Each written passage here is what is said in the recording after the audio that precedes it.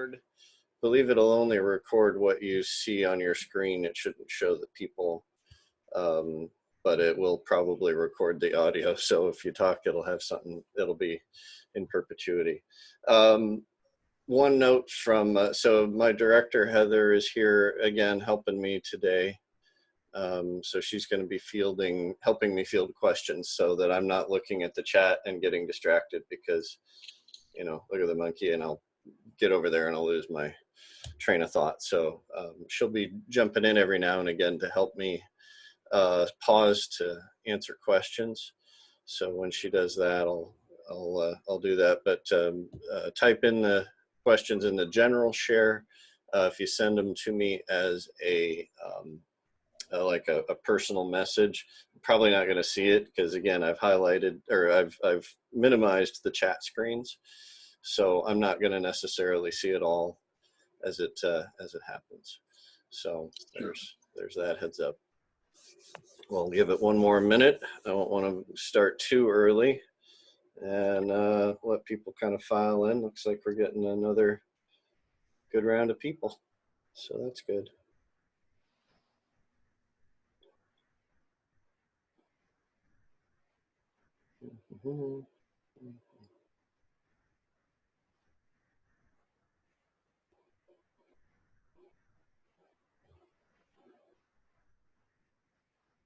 Well, that looks like 4 o'clock to me. All right, I'll get started here.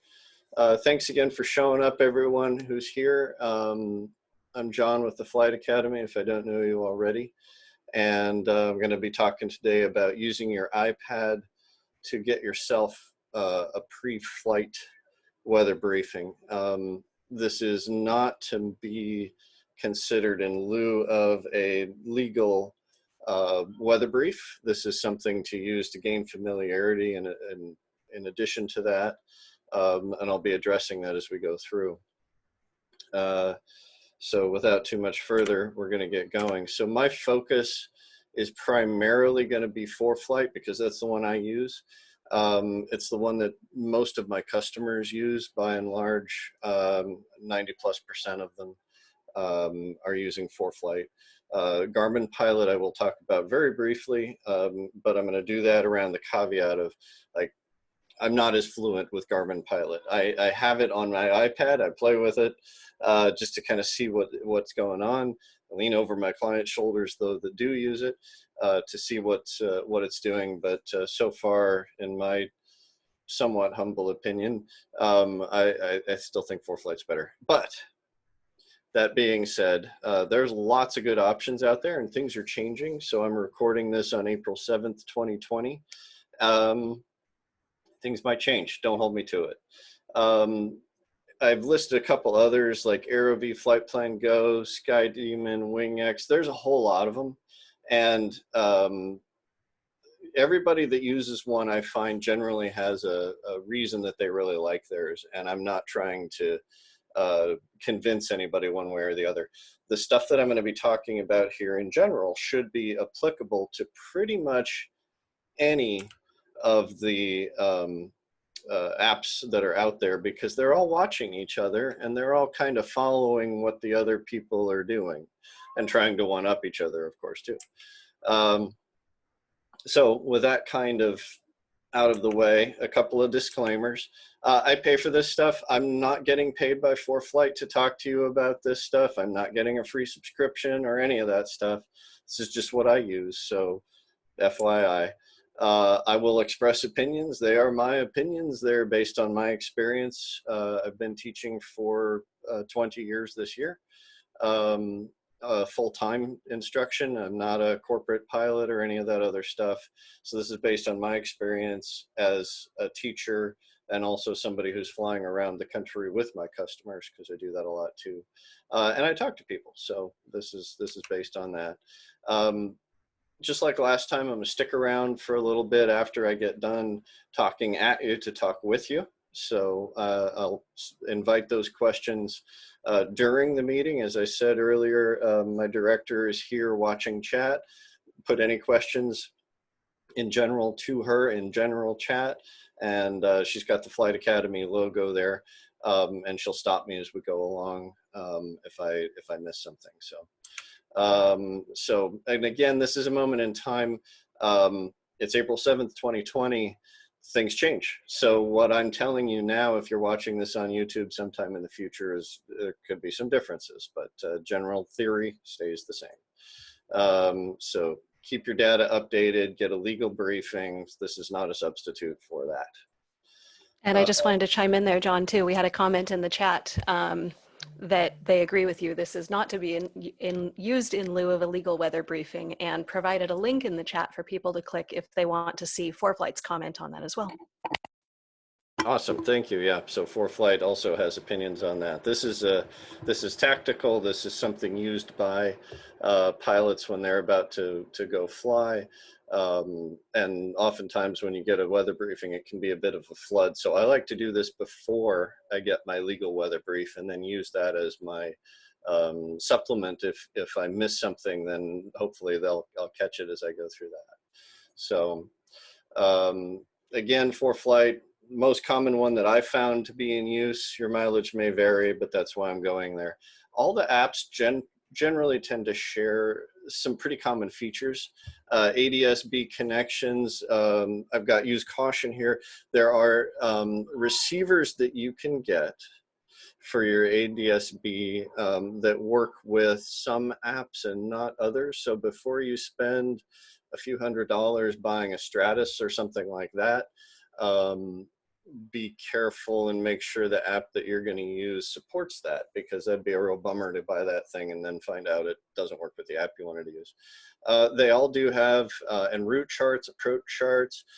They're all getting to the point now where everybody georeferences, and what I mean by that is the little airplane is actually on the chart, which is cool. They're all basically, since day one, you could use them to create and file flight plans. ForeFlight right now and Garmin Pilot 2 can receive route updates automatically. So if you file the flight plan and 20 minutes later ATC amends it, you should receive an update on that. So you haven't even, you've got a leg up when you call clearance delivery and get ready for the flood. Also handy for weather and NOTAM briefing, which is what I'm focusing on right now. Lots of other bells and whistles exist. Not all apps do these things, but like skew T diagrams, if you want to figure out temperature dew points as you go up in altitude. Split screens, logbooks. A lot of the major ones do logbook now, which is really nice. If you don't do a digital logbook, I would encourage you to do a digital logbook. It stores it in the cloud, makes your tracking your currency way easier. I love that, and it's super handy. Many of them do a flight track recorder, so you can throw it onto Google Earth if you're so inclined. And they do performance planning for weight and balance and general aircraft performance too. So there's other apps for that kind of stuff as well, but those are my favorites. So there you go. 2 days out is usually when I start my briefing. I want to get an idea about what's happening big picture wise. Should I be looking at an airline ticket or not right now? Change my plan, change my route, anything. The granularity here is going to be pretty rough. We're not getting really fine information. But if I'm on ForeFlight there at the bottom, you'll see it says Imagery. I've tapped that to get to here. It looks like this. I'm not using everything here either. So we're going to send that away for now. I'm looking at the prog charts. The prognostic charts are really handy because they let me see some of the kind of big systems, the ugly, nasty stuff, so I can make my choice to go or not go sooner. If I see a monster high pressure over half of the country and I'm doing a 300-mile trip, then awesome. I'm feeling pretty good about my trip. If I see a low with an occluded front forming and it looks like it's going to be in my area, okay, I need to keep a closer eye on it and check in at more regularity. You can look at a winds aloft forecast and get a very generalized idea of what's out there waiting for you. Again, you know, is this something I'd make a bet on? Well, no, but I can have a rough idea on whether or not I'm going to need to make a fuel stop for headwinds. Some things I don't do yet specifically. There are some things on that Imagery tab like quantity of precip and chance and significant weather outlook. It's not totally worthless, but it's not the best information right now. I wouldn't rely on those things to make a go, no-go decision. Some things I definitely would not be considering, a day out, even 24 hours out, icing, turbulence, radar, any of that stuff. It's too far into the future for that to be of any use to you before the day of your trip. So here's a good look at a prog chart that I pulled up.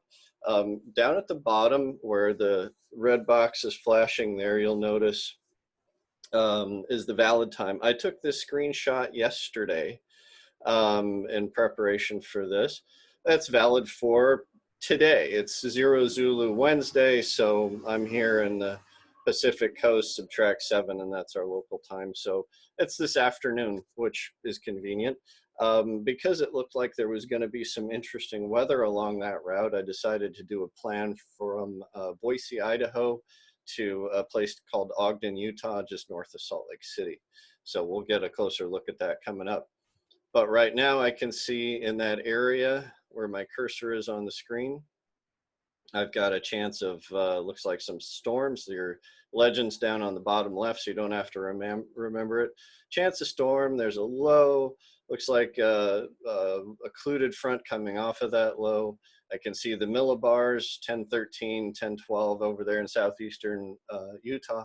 So it's not like crazy low pressure. 1012, 1013 is actually the same as 2992 for your remedial weather class. So it's okay. So I was thinking, well, it could make it interesting, but that's not necessarily a deal breaker. I'm going to have to pay attention. Here's what the winds aloft look like. Again, Idaho to northern Utah. Looks like maybe a touch of tailwind when I get going and turn into a crosswind on the rest of the way on the trip. That's at 9,000 feet. It was going to go a little higher than that because otherwise you'd find some terrain uncomfortably close. But a good idea. So this is me a day out looking, going, yeah, all right. So doesn't look like any showstoppers. I think we're going to be good to go tomorrow. So now here we are several hours in advance of my flight. I want to just take a moment to step aside from a weather brief to mention ADM rule number 1. If you say something like, I have to do this flight, I must go on this flight, there's a big business deal, the birth of my grandchild is happening, I need to be there, be very, very careful. This is going to affect your decision making. You might consider in situations like that buying an airline ticket, even if it does look like it's going to be just fine for your flight. I have a number of clients who've told me their routine is to buy a refundable airline ticket and make it such that their departure would in their airplane would be before that airline departure, so that they've got an out. It's easy. If they are going to go fly their airplane, cool, they refund the airline ticket and off they go. If not, they've got a simple out. So remember that. And we're back into flight planning. So starting with the route, draw your lines, make sure you've got your A to B on your map ready to go. Rubber banded is needed. I'll get into that here in just a second, but basically most aviation apps, ForeFlight included, have the ability to grab that route right there on the map and manipulate it. You can pull it around and they call that rubber banding. And that'll go right into the flight plan, which is kind of nice. What I do now is overlay what I'm calling the big risk items. I'm going to look at radar for storms. I'm going to look at icing, different altitudes and severity, and turbulence. So those are some of the big deal breakers that I want to look at first. I always leave on temporary flight restrictions just as a default, because if there's one out there, I want to know about it, and it doesn't take up much real estate. I like flight category. I'm going to switch to my iPad here in a second, so you're going to see me going into these things here momentarily. So don't worry about remembering them. But I'm going to be popping into that to see just generalized flight category, the little colored dots on my map, and look for some easy answers. Today is a great day to go fly. Simple. I don't have to get in crazy level of depth right now. Or, hey, there's some stuff out there I might need to look a little closer at. So, and then I'm going to refine that information. So let me back out here for just a moment, and I'm going to switch over to my iPad, like so.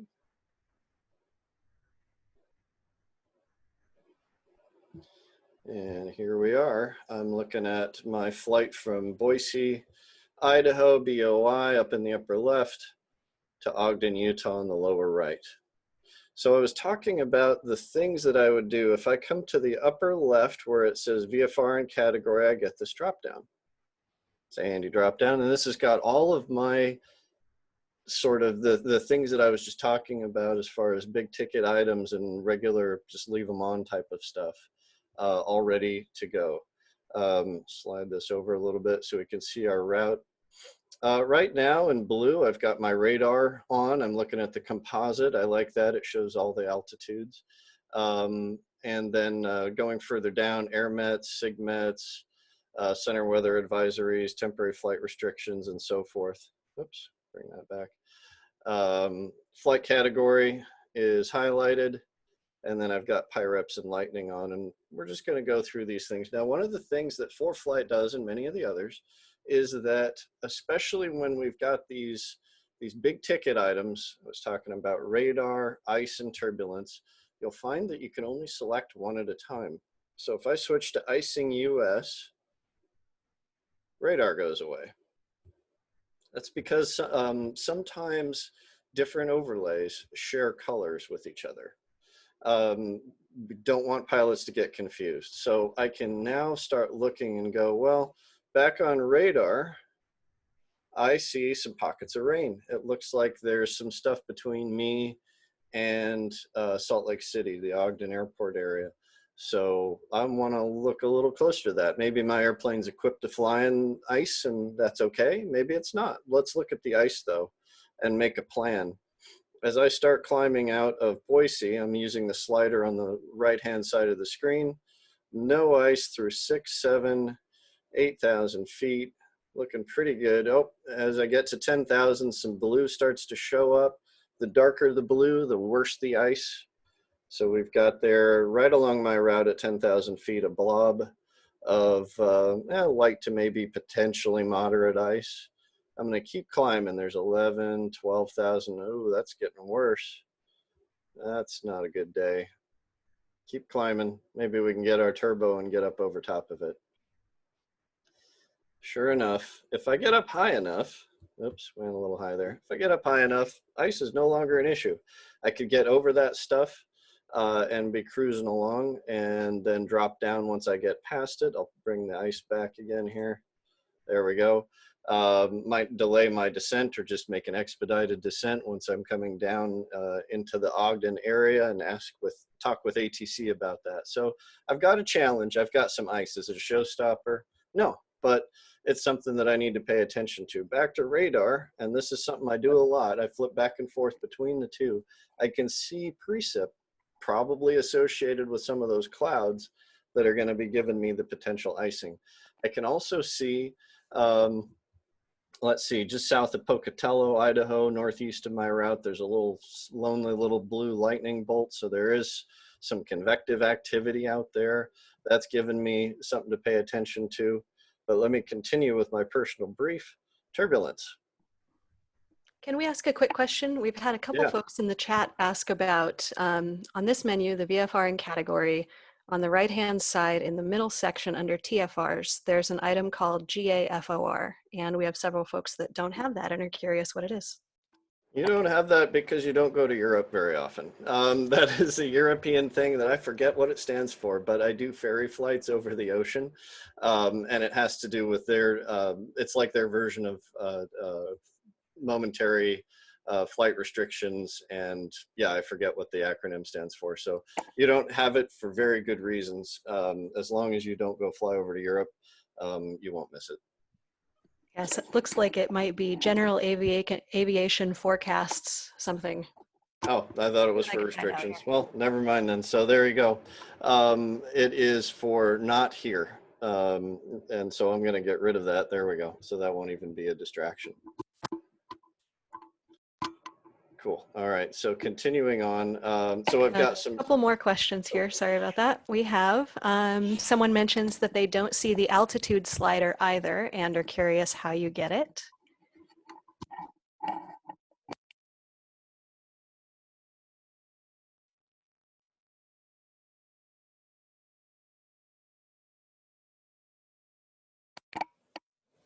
And John, we just lost audio for you Oops, down here. there we There you go. go. All right. The altitude slider will only show up when you have a relevant weather product selected. So now I'm here on radar right now, no altitude slider. But if I go to turbulence, now I've got an altitude slider because radar doesn't do by altitudes. Turbulence will, icing will. So hopefully that helps. But if you've got one of those selected, you'll have it. So let's look at that. I'm going to zoom out a little ways so we can see some differences here in the United States. They're at 13,000 feet. I've got turbulence for the United States selected. And I can select different altitudes to see what it's going to be like. There's 7,000 feet. I can go up high. So if I was going to do, my plan originally was to go up and over the icing, and I would think I had to be like 20,000 feet if I remember. I see some light-ish blue.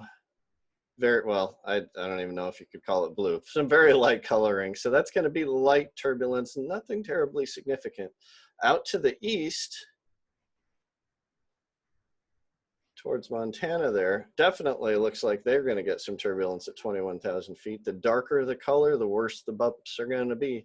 That darker orange by the Buffalo Bill Reservoir on the north, or darker orange south of Ocean Lake, that's going to be a pretty rough ride at 21,000 feet. The yellow, light to moderate turbulence, and it's probably going to be fairly consistent as you go through there. If I was going that way in a Vision Jet, I might see if I could get up above it. And it looks like if I go up to 31,000 feet, I might get over some of it, but not all of it. Probably going to have to go through some of it if I was heading east today. Fortunately, I'm not. We have a question too. Is there a color legend for turn and icing somewhere? Or Yes. a turb and icing, I'm guessing. Yeah, turbulence and icing. ForeFlight has a document that you can download. Make sure I've actually got it here. The ForeFlight User's Guide. It doesn't look like I have added it myself, but ForeFlight creates a user guide. Download that PDF and have a read. It is something that it's, how do I state this? The turbulence forecast is a generalized statement of it should be reasonably smooth, or it might be a little bit rough. I wouldn't take this as gospel. So if I was flying through this area, what are the odds that if I go smack through the middle of the screen there in that orange, that I'm going to get bumped around? I'd say they're fair, but is it guarantee? Nope.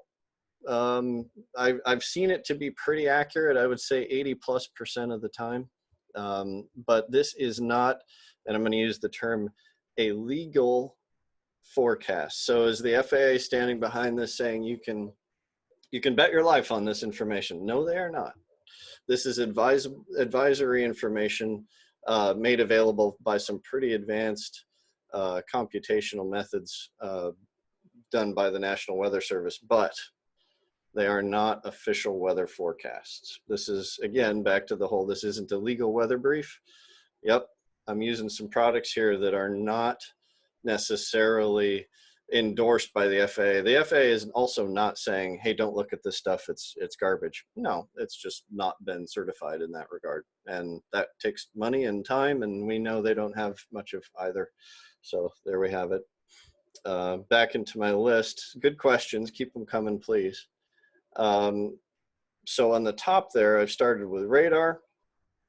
I went through icing. I looked at different altitudes. Oops, that might have some ice for me to deal with. Like yay. And I've looked at turbulence. And I can't do them all at once, so I have to switch back and forth. And that's pretty normal for me to go back and forth between the different views as I'm sort of forming the three-dimensional picture in my head of what I'm looking at here. You'll notice too, so I'm going to get rid of turbulence now, but it says icing global and turbulence global instead of US. If you're leaving the United States, you can actually get pretty good information about turbulence outside the United States from ForeFlight. It's there it comes loading in.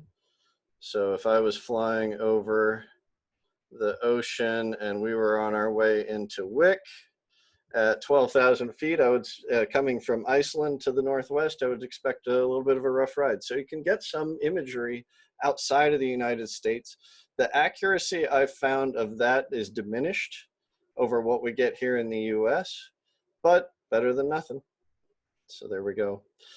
Surface analysis, I generally don't really use much. It's basically an overlay of a prognostic chart, and I find that's just a bit too cluttered for my preferences. Also, that's not my tactical decision maker. That's not my go, no go.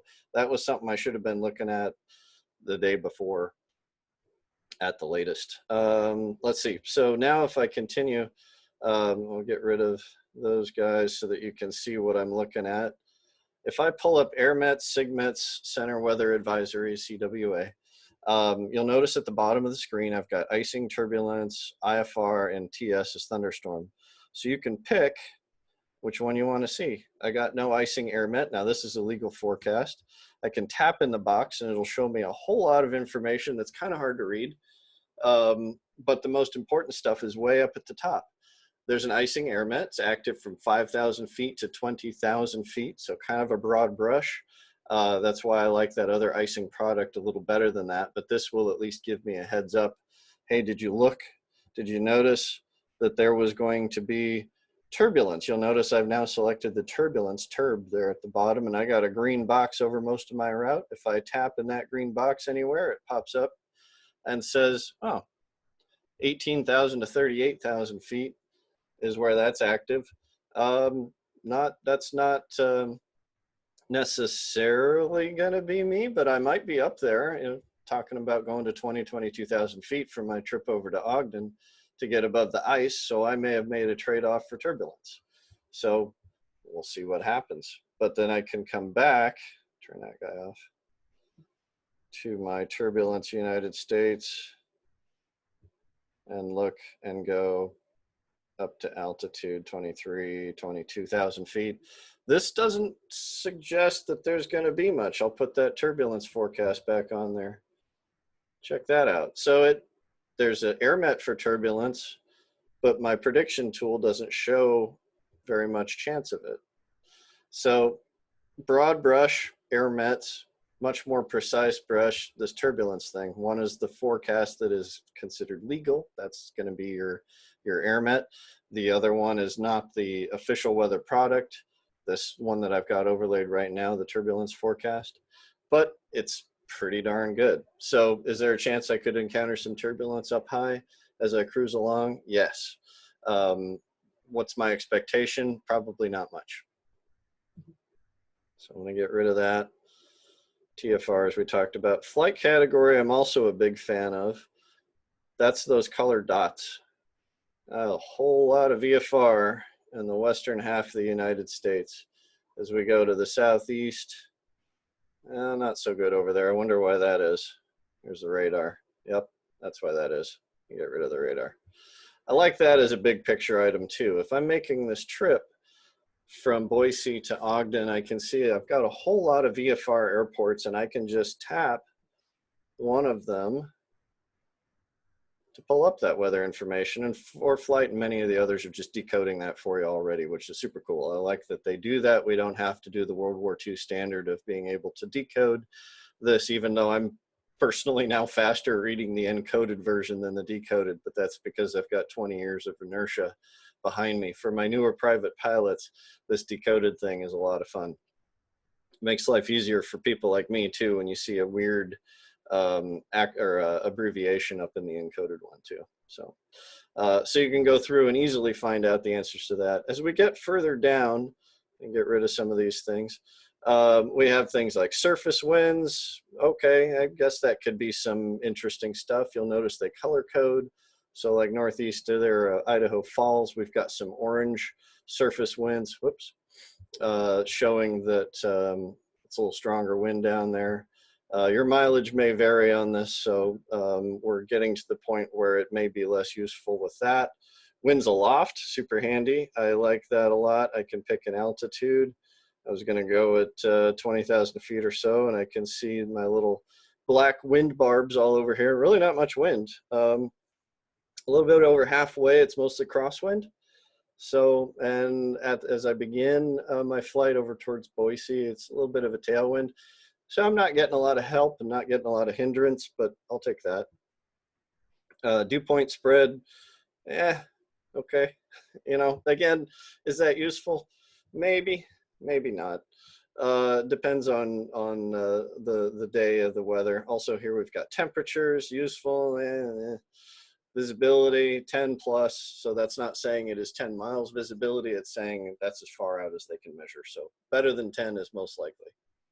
Ceilings, you can get specific numbers if there are any ceilings. If you don't see any number, like there's a whole lot of airports here not showing anything, that means it's exceeded its limit, so clear below 12,000. Finally, sky coverage for the old timers amongst us that remember these charts back in the day. I don't really recommend those very much. Some things that I would recommend you leave on: PIREPs and lightning. Incredibly handy stuff. You can learn a lot, and we're going to look more at that as I go down the presentation here about how I can use some of those. So that's a quick view. I'm going to switch back now to my show here, and so that's just a quick overview of what my process is like. So I refine the information. I look for deal breakers, airmets and sigmets, any problem areas, note them, double check. You saw how I found there was a airmet for turbulence at the altitudes I was intending to use, up high in the 20,000 foot range. But I then went and refined it back to the turbulence product and said, maybe not so much. Step through each of the hazards. Look at your surface winds, winds aloft, sky coverage, those sorts of things. Maybe not so useful. PIREPs, I like what they're doing with PIREPs. It used to be that we had something like this. So here in the middle of your screen, this is a screenshot from a few years ago. There's a turbulence PIREP. It's the orange thing with the red circle and exclamation point on it. And anytime there's an urgent PIREP, you're going to get something like that. You're going to get an exclamation point and the turbulence symbol. If you tap on that, you get something that looks like this. That's still an encoded PIREP, although the really interesting stuff is the last couple of lines. CRJ encountered moderate to extreme turbulence. Remarks from the pilot: no damage or injuries reported. Okay, that's kind of sporty. So they had some excitement there, but this is the previous version. ForeFlight has now gone to something like this. I took this shot yesterday. So you've got another urgent PIREP for turbulence just southeast of Denver there. And we can see that it decodes it now on the underneath there, moderate to severe chop at 17,500 feet. So not a great day for them. No remarks about damage or injuries, but at the very least, a little bit easier to read now. I like the trend on decoding this encoded stuff. The information is more useful to us if we can read it. Some finer details, again, icing and turbulence. You can make a good plan and go back and forth between airmets, ice, turbulence. I don't really like turbulent rides, but I really don't like icy rides. So I'm going to prioritize in accordance to that. I'm going to look at my winds aloft. Maybe I've got a choice to make there. I could get a quicker trip to Ogden. Maybe I don't mind a little bit of turbulence and it's just going to be some light to maybe moderate stuff, but I can get a 30 knot faster ground speed. I'll take that. Got a nervous passenger on board, doesn't really like turbulence. Fine, we're going to go slower and we're going to have a smooth ride and they're going to like it. You can get satellite overlays and radar overlays, pretty handy. Just keep stepping down that ladder of data. You can do it all right there on the map and it makes it real easy. So it's better on the maps than on Imagery. Yes, there are multiple places you can get this. If you go to Imagery, you'll get some of those things as well. I like it better on the map. I can see the terrain. You'll note I had the VFR map up. I can see my route specifically. I can zoom in and out. I can look around and figure out where maybe the bad stuff that I want to avoid isn't. So I can go that way. NOTAMs are another thing that that ForeFlight, Garmin Pilot, Flight Plan, they all do it. ForeFlight has an option called PAC. Flight Plan Go has them. It's a little bit more trouble to get to them, but they're there. Remember that you are legally required to know the NOTAMs. If you show up at an airport and the ILS is out of service and you ask for that ILS, not only do you look silly, but you may have also put yourself in a tough spot if you needed to get in on that approach in particular. Here's a view of what Flight Plan Go's app does. Here are the NOTAMs. So, all right, for PDX, there's a lot of stuff there. It's encoded, not necessarily hard to read. If you take them one at a time and you just kind of cross your eyes a little bit, you'll be able to figure them out. But I don't like that presentation. Now, the upside of Flight Plan Go is it's free. So get what you pay for there. So here's how ForeFlight does it.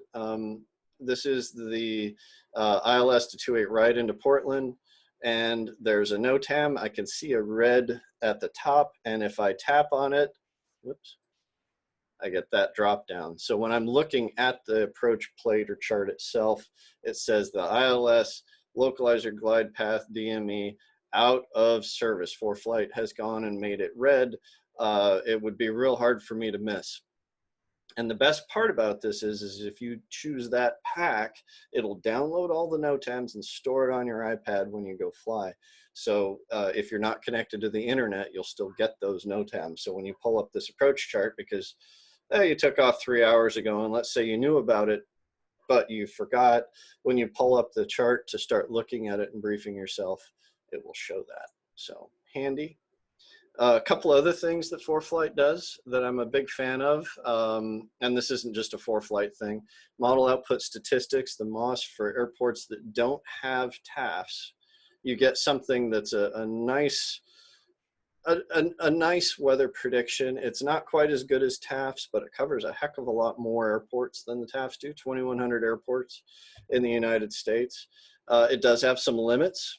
I'll show you how to get one here in a second. I'll switch back to my iPad, but bear with me as I get through this slide here. You cannot use a MOS to make legal forecast-based decisions. A MOS is not an official forecast. So if you need an alternate for your IFR flight, you can't determine that off of a MOS. It'll only give you one cloud layer. It won't tell you precip intensity. So light rain, heavy rain, moderate rain, it just says rain. Up to you to figure it out. Also, it can't mix it. So rain and snow mix, it's just going to pick one. It won't tell you about wind shear at altitude. And I find personally, in just using these, because I do like them, that after about 6 hours, you get some degradation in the accuracy. So more than 6 hours out, I wouldn't be using them, but it's a great one for morning of. So let's pull back here to this guy and have a look at a MOS. And while you're making that switch, I just want to voice a question that we had in the chat. This seems like a good time for it. Someone mentioned that every time they touch in the options box, the box disappears. Oh, so yeah. they're wondering how you keep it open. And a couple people answered that for them in the chat, but I just want to make sure we demonstrate that so people can see it too. Yeah, totally. Stealing my thunder. I totally have that because I just found out about this like a month ago. And I was really excited because that's a real big pet peeve. That you get this drop down, and then every time you tap one, the box goes away. So you have to keep going back to it. And I finally figured out how to not do that. Probably would have figured it out faster if I'd have read ForeFlight's guidance sooner, but So yes, I will get to that. And thank you for the reminder. Okay, so right in the middle of the screen, Skagit, Bayview, Mount Vernon. It's got like 4 names, but anyway, I like this airport. I go there a lot. And if I tap on it, to get their weather, and I go to forecast, It says nearest TAF in white towards the top. It's KNUW to the southwest. In fact, in orange on the right-hand side of that box, it says it's 12 miles southwest of Skagit. So I get their TAF. Okay, well, that's, I guess, not bad. 12 miles isn't terrible, but I find that NUW would be, their forecast can be really bad, and it's actually pretty nice at Skagit. They're pretty well protected. So this forecast may not be the best ever. Right now, would be saying, well, pretty nice day. Variable at 6, few at 3,000, scatter 25. Let's look at the MOS for Skagit for basically the same time. 6:30 p.m. today is the first one. Visibility better than 6, skies clear. So they don't have that cloud layer forecast that Woodby was forecasting. So there you go. You can use the MOS for that. One of my favorite airports, recent favorite airports that I'm gonna see if I can find for you here in Texas. Hang on, I know the airport code and this just makes it quicker. So there it is. Oh, it's close. Oh, look at that. So this airport's really cool. If you're flying across Texas, the state that never ends, stop here at Fredericksburg, Gillespie County. They've got a World War II hangar that's been converted into a hotel, and it's really cool. You can park your airplane, walk 50 feet, and you're at the front door. They've got a restaurant and stuff like that. So when the world comes back and we can fly again, totally check that out. So here, when I go to their TAF or their forecast, their nearest TAF is 47 miles away. That's pretty far, and you can find some pretty significant differences. Today, there isn't a terribly significant difference, but yesterday, when I was doing this, their TAF reported good VFR day. Their MOS reported low IFR with a 400-foot ceiling. So pretty big difference there. Since it's top of mind, let's talk about that. Make the options button, this guy, make it so he doesn't go away. Stay with me. I got two things to show you over here. So down here under more on the lower right, oops, so there we go. On the lower right, you've got more with the 3 dots. Scroll down. Second from the bottom is settings. Go into the settings. Now, scroll down. You got a ways to go. There are a lot of settings. By the way, go through this if you haven't. Whatever your app is, go through the settings options in it. You're going to find some cool stuff. If I had looked in here sooner, I would have found this very thing. I'm about halfway. Right there in the middle of the screen, it says layer selector, multiple selections. Flip that switch to on, and your problems are solved. Now it won't go away when you're selecting stuff. Totally drove me nuts as well. And we also had a comment that you can actually do that as well from the gear icon on the map. You can scroll down to see the layer selector there too. Well, there you have it. So lots of good stuff to do there. I'm not in Civil Air Patrol, so I don't have the search and rescue stuff on. You can have it do automatic downloads. Here's another thing that you might like. Under flights, where it says briefing format, I've changed it to graphical PDF. Here's why. If I'm doing a flight and I send it to flights like yay, and then I go to briefing, it used to be that when you would tap briefing, you would get just this load of, they try to do a good job of organizing it. It's not horrible, but it was kind of a mess. If you do it this way, here's a really cool thing. So now I'm at, let's see, this is filed at 13,000 feet. The blue line represents my flight. Left side's where I start, right side's where I land. The kind of greenish stuff is the hard stuff, that's the terrain. And I can see blue, like kind of half smiley faces with some slashes on them. That's icing. So it's saying there's ice at those altitudes. Potentially, as I scroll down, I get winds, temperatures, and turbulence. No real turbulence forecast I can see along the way. So that's pretty nice. Significant weather up at high altitudes, 25,000 feet and above. So that's not me. And then METARs, TAFs, SIGMETs, still a little messy. Not a big fan of that. And then some NOTAMs. And they do try to call your attention to things that ForeFlight considers big ticket items, like the taxiway is closed. So there we go. But that's one of my favorite ways to view that now, something I recently learned as well. So we had a question about when determining whether at an alternate without a TAF, would you use the GFA imagery rather than the MOS? So for IFR planning of an alternate. Good question, and yes, you would. That's pretty much all you got. Yep. It's not a long answer, but that's about it. Yep. All righty. So we'll go back here to where I was. Good questions. Please keep them coming. I like those. So we looked at flight category on ForeFlight. That gives me the colored dots. Big fan of those. Flight Plan Go allows for some color tweaks, which I appreciate. It's my webinar, so I can complain if I want to.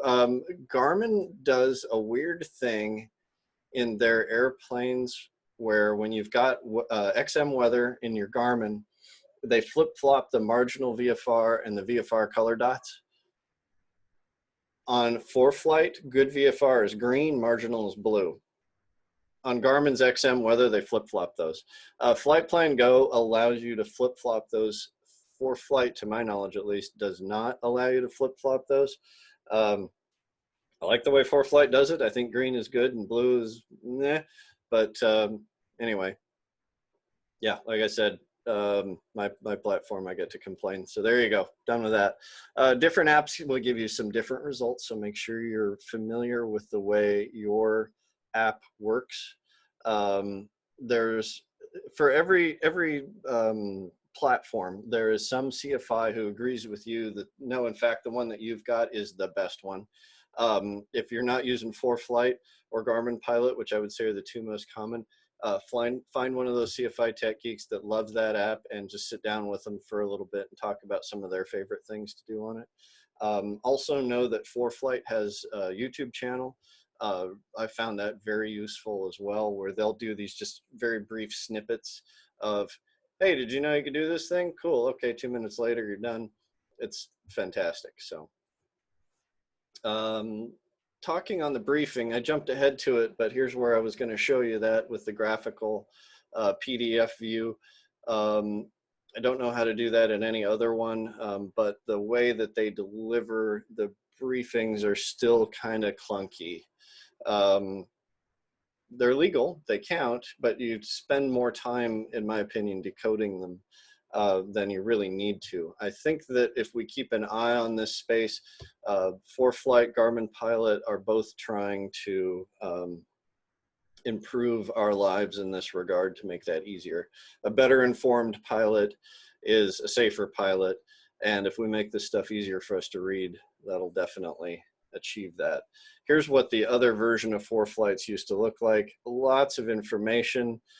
This always was amusing to me. I file a flight from Boeing Field to Portland, Oregon, and I get included in my NOTAMs bundle an exercise caution when flying in or near the Pyongyang airport if I find myself somehow off course enough to be near North Korea. Like, why do we, I don't know. Anyway, here's a flight from Aurora State, so just south of Portland, Oregon, up to up by the Canadian border in Washington.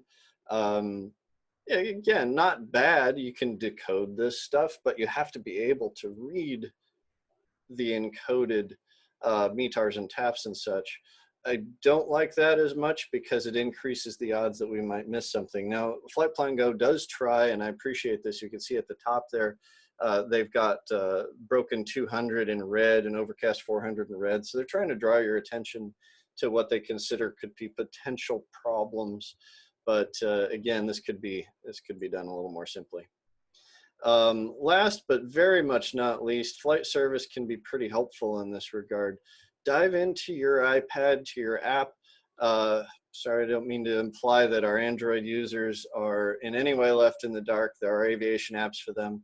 Dive into your aviation tablet-based app and then call a briefer, talk to them, especially if it's weird. You know, there's some stuff that you're like, gosh, I don't know.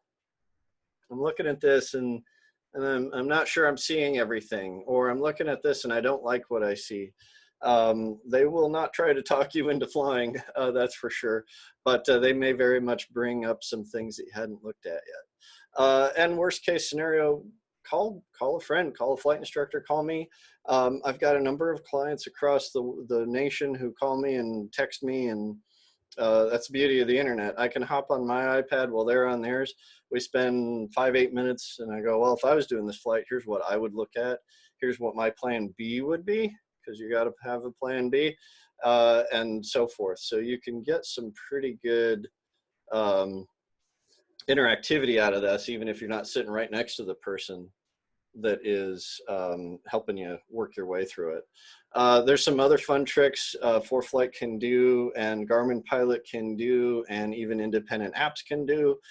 Do your performance and fuel requirement calculations. Those are pretty cool. There are a lot of apps for that. This is something that a lot of people have gotten really excited about, the power of these tablets. Have done. Find one that works for you. If you want a recommendation on that, this speech isn't about that, but I'm happy to give you some. So shoot me a note and I will tell you what I know. One thing that none of them really seem to do too well that I've found, at least right now, is known air traffic control delays. Remember in my instrument rated pilots, there was that list of everything that you had to know, and everybody tried to just say, oh, you just have to know everything to be safe. Like, okay, but that's not going to pass the check ride. The one that everybody forgets, known air traffic control delays. So this is a website that you can go to find those things. So very briefly on that, because I brought it up, so I got to talk about it. That website will take you to something that looks like this. You can zoom in on the areas and find out what's going on. Generally, if you're not flying into a major metro area, you're fine. But here's how you would find that out without having to call a briefer for it. So adding on a couple of things. One of the later things, it's been around for a little while now, but FlightStream allows your iPad to sync to your GPS, and this is great because you could do your pre-flight planning, take your iPad out to the airplane, and sync it to the GPS.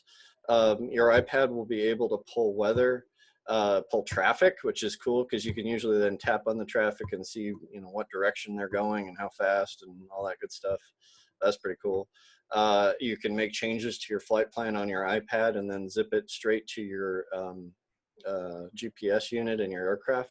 This will benefit IFR pilots the most because that's generally where you're doing a whole lot of this kind of stuff, but VFR pilots will benefit from the weather and the traffic for sure. It's pretty cool.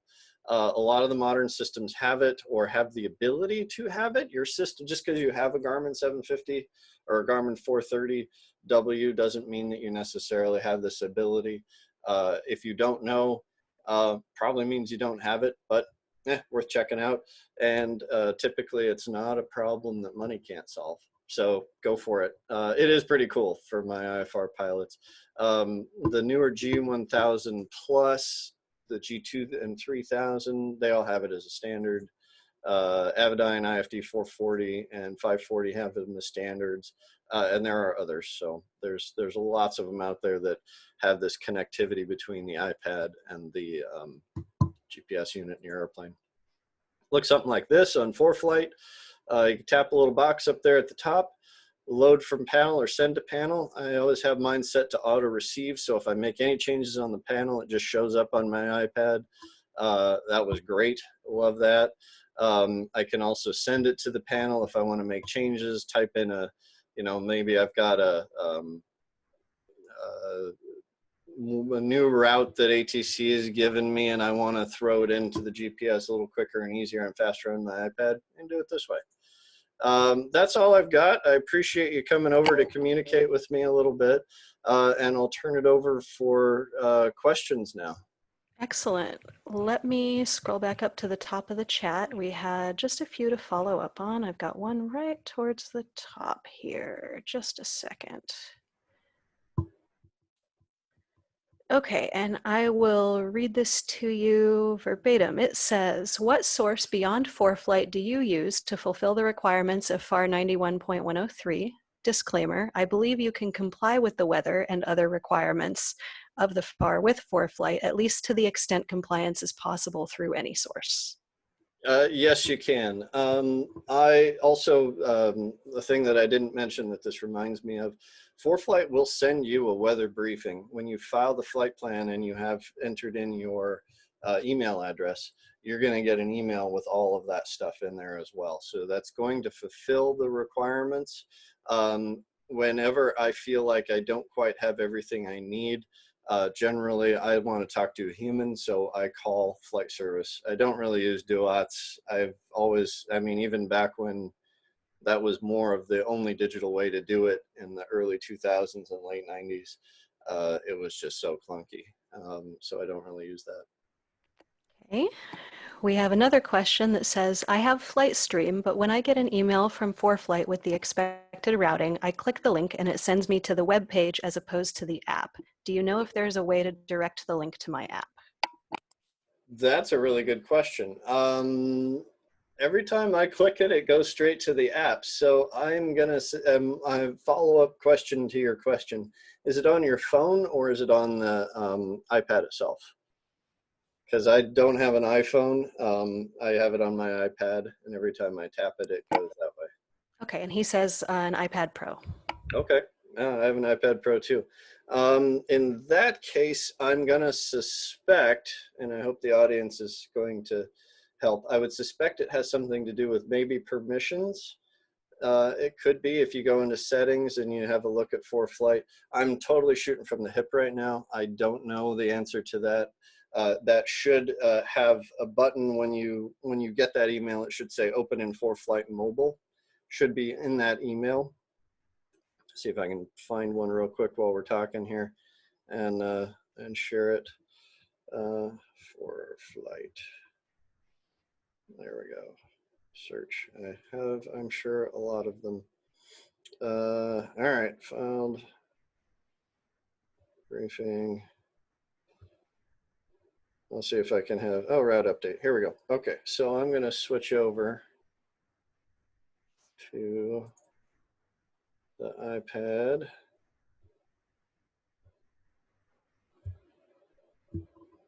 Okay, so here's a the email that you're talking about. So I've got view in ForeFlight, so I tap it and, oh, hey, look at that.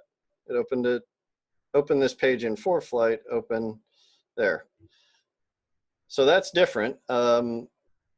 Previously, when I've tapped on it, it didn't even go to the website, but let me do that one more time.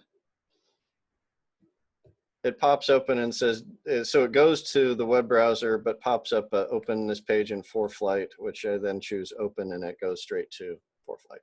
So for my flight from Sedona to Aspen. Yeah, and we have a suggestion for an idea in the chat, so might be worth checking, and I'll just voice it for the sake of the recording here.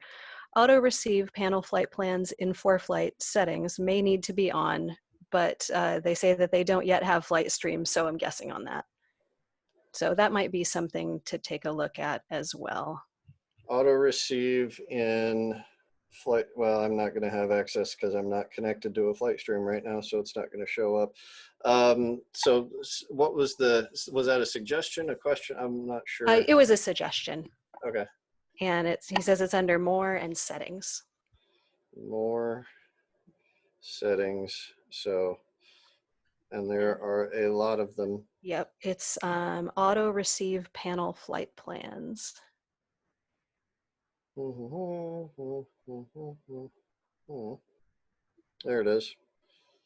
Yep, I've got that turned on. Yeah, I leave mine in the on position because I figure if I make a change in the avionics, it was very intentional because the airplane, especially if it's on autopilot, is going to follow those.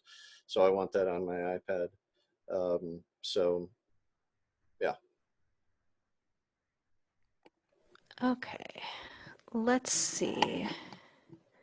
And someone else mentions the additional step of allowing the ForeFlight app to open appeared after a recent iOS update. So it may just be an iPad related setting. Might be something for them to look into. There you go. Yeah, if you're like me, like I've been burned before. I had an iPad, I updated its iOS, and it promptly turned the thing into like cold molasses as far as opening ForeFlight and stuff. So I've now been very, I'm very cautious about updating, because I've got this iPad Pro, right? It's like but a year old, and I shouldn't be wary of iOS updates, but I totally am. So we may both be in the same boat there. Okay, so let's move on to the next question here. It is any advantage of Sirius versus ADS for data link weather? Uh, that's a really good question. Sirius versus ADS-B. I find that they both give a lot of the same information. The ADS-B, gosh, let me think if I've had any issues with that. Sometimes it takes a little longer for it to acquire, and I like listening to my tunes on the long ride, so there's an advantage for Sirius. But I generally find that the ADS-B is pretty good, at least for the stuff I'm looking for. What Sirius does, let me go into that for a second. They have multiple tiers, right, where you can get like a whole lot of different performance, and they can get you more information in flight, but I find that I'm not looking for that much. So, I think ADS-B is pretty good. Okay, and we had one question that I think got answered in the chat, and David, feel free to clarify for me here if your private message answered the question.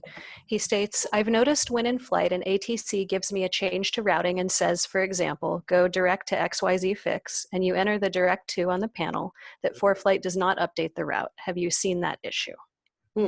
I usually get a pop-up from ForeFlight saying, do you want to update, when I get that new direct to. So that's unusual. I think about that. I don't know that I've seen that. It's certainly not perfect technology, that's for sure. We're, what, a few years into it now, and at the speed of aviation, that takes a little while. So good question. I have not had that happen to me, but that's also, so it could be a number of things. It could be a setting on the iPad. It could be something on Flight Stream. Is that David Kidd?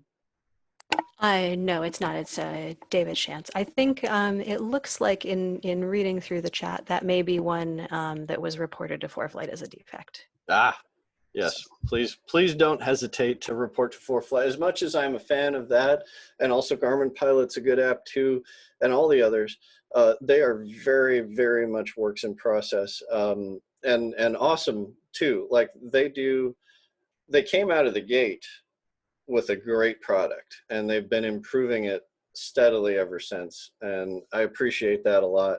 But they can make it a lot better with our feedback, because they can't necessarily think of every single possible weird thing that can happen. So yes, please file your bug reports, file your suggestions. I don't know if he still is, but I think the president of ForeFlight was a COPA member of the Cirrus Owners Group for a while. I don't remember if he still is. But he was, I remember some years ago, he was actively soliciting feedbacks in the forums, and as a company, they've been pretty good about the responsiveness. Garmin is getting there too. They've been working a lot with Cirrus directly, and Cirrus has been pushing a lot of the advances that Garmin's been making. They do a thing now, Garmin does, that I really appreciate, where you can share performance profiles of aircraft with other people. So if I've got a SR22 turbo profile saved, I can send it to somebody else. ForeFlight does not do that. So expect they probably will in the not too distant future, because it's a pain in the butt every time I get a new tail number. It's a CFI problem, but have to enter in the performance data anew for every single airplane that I fly. So. Okay, and I think we're getting towards the end of the questions. This one says, flight plan made in ForeFlight, then I receive an email for updated routing. Should I stick with the original flight plan or go with the updated? Oh, that's a good question. Yeah. And it goes on to say, then when I receive the clearance, I get as filed, but is that the original plan or the updated routing? It's the original plan. That's a really good question. I think that that's a scenario of ForeFlight trying to be more helpful than they should be. So here are the two weird things on that. One of the weird things is ForeFlight will send you, hey, we've got a route update. And you go, oh, okay. And you look at it and go, that's exactly what I filed. Like, that's not an update. That's the same. So weird that they do that. I don't know why they do that exactly, but that's something that I find a lot. And when it's cleared as filed, it's what you originally filed. So always, if you've got a question, just talk to ATC about it and say, hey, I got an update that shows this route. When you say is filed, are you showing this, this, and this? And they're happy to talk with you about it. They oftentimes don't necessarily know what your technology is capable of either. So sometimes there's a disconnect there. And yeah, like I say, ForeFlight is, I believe, trying to be more helpful in that scenario. But when they say cleared as filed, it is literally what you filed, not the updated route. Very, very good question, because that went through me for a little bit too, because I had the same thing happen. They told me cleared as filed, and I'm like, the email says different thing. So I just asked, and they said, no, it was what you filed, literally, when you hit file. So next question. Okay, I think I have addressed everyone's question at this point. Put a note in the chat just asking everyone to confirm. If I missed your question, please call our attention to it, or of course you're welcome to unmute and ask. And Yeah. last comment was that the CEO of ForeFlight is a COPA member. So if you poke your head in the chat, you can see his username, and good FYI there. Awesome. But it looks like that's it for the questions. All right. Well, that's hour goes by pretty fast especially when I'm presenting. So thanks everybody for showing up. I appreciate it, and for giving me something to do while I'm waiting for the world to come back. I hope to see as many of you as possible when we are released. Meanwhile, stay safe. If you go fly, be safe about it, and see you for another one. Oh, I'm working on, is Luke in the chat still? Let me check. I saw him show up. Pop in. He was not. And also I had one other question that came in that I promised I would ask if we had time. Let me squeak it in. Yep. It was about, I'm trying to find it. It was about the availability of Cirrus service centers as an overlay on ForeFlight, I believe. Oh, it's so you can make custom maps, which is cool. Helen has done that, and I don't know how to do it. So long and short of it, yes, you can do it. I don't know of any that are out there. This sounds like a really good COPA question. We have a whole lot of people who are likely kind of bored right now. So I feel like that would be a good challenge. Is John Gressett still here? I feel like I haven't picked on him lately. John is still here. I think it may have been his question. And Roger and Michael also say that there is a COPA member that has made one available. And Eric says, yep, it's on COPA. So that's the source. Hans says the service center overlay is available. Search COPA for the file and the instructions. Sweet. So, well, there we go. So yeah, you can get those sorts of things. All kinds of cool overlays that you can throw into there, and you can make your own custom checklists in there. Like I just scratched the surface here with some of the stuff that ForeFlight can do, but yeah, the service center thing's not a bad idea. Incidentally, many of them I think are still open and doing work right now. So if your annual's coming up, might be a good idea to get it knocked out while they're not as busy. So with that, let's see here. I think that answers. Oh yeah, I was going to mention, if you're still here, I'm going to publicly say it so that I can shame him into it. I'm trying to get Luke to do later this week or early next week just to talk about his recent ferry in a Vision jet from the United States to Australia, and some of the stuff that he saw. A lot of you may have seen or heard his talk about going around the world in a Vision jet, and so he recently has run over to, and by recently I mean I think it was October, to Australia in an SF-50, and had some interesting things happen to him along the way. So I'm going to try and get him to talk about that. It is coming, exactly when I don't know, but we will put it on the Facebooks, on Copa, and everywhere else that we can. I'll send out an email blast about it for those of you that are on our email list. If you want to get on the email list and you're not, send me an email to info at theflightacademy.com, and just tell us your name and your email address and we will start spamming you. So yeah, that's about all I've got then this evening, and looks like that's all in chat. Thanks again to everyone for coming, and I look forward to doing another one of these in the not distant future.